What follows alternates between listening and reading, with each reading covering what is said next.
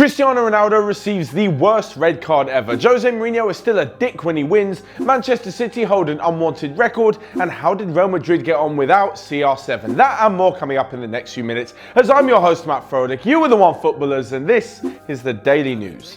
Okay, let's talk about it because, well, I can't not. This red card for Cristiano Ronaldo is an absolute joke. For those of you who didn't see it, basically he ran his fingers through the defender's hair like some sort of shitty commercial that Joe Hart would do for Head and Shoulders. The defender reacted and then Ronaldo got sent off. But I don't understand what happened. What did the refs see? What did the officials say? What is going on?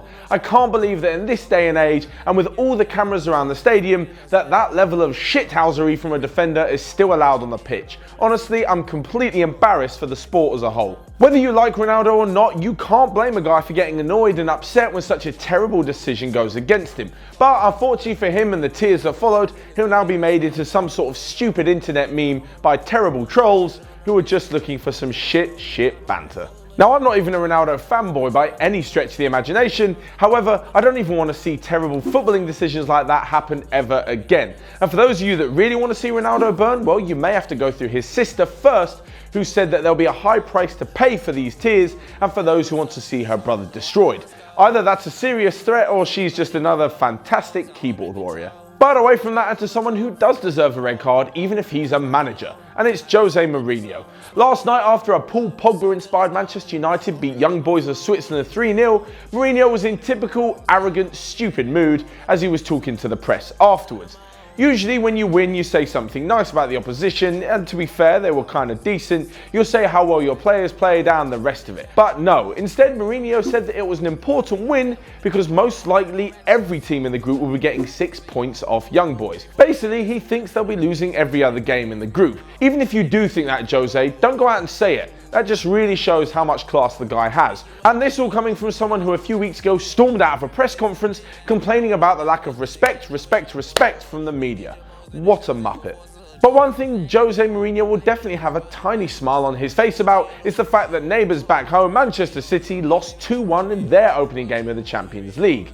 This means that not only was it a poor audition for standing coach Mikel Arteta with Pep Guardiola banned from the touchline, but Manchester City now hold the record for an English team in Champions League for losing the most games in a row, which now stands at 4. This includes both semi-final defeats to Liverpool last season and before that, the second leg defeat to Basel in the quarter-finals.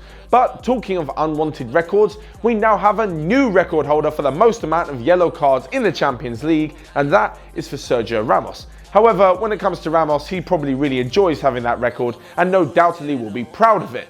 And speaking of Ramos, his Madrid side didn't do too bad last night either. They continued their dominance in the Champions League with a fine display in a 3-0 victory over Roma. And while Ronaldo was in tears in Valencia, the likes of Bale and Isco were moving out of Ronaldo's shadow, so the Real Madrid faithful could have a new hero or heroes within the next few years to celebrate. Who knows, they could go on and win a 4th straight Champions League trophy in a row, which leads me to my final question of the day, to which I want to hear all of your thoughts in the comment section down below. Is Cristiano Ronaldo better off without Real Madrid, or Real Madrid better off without Cristiano Ronaldo? As I said before, comment section. But that's all from me for today. As mentioned before, leave your thoughts down below on everything in today's daily news and the killer question. And when you've done that, come back and click right here so you can check out all the other football videos that we've got going on Onefootball. But until next time, I'll see you guys later.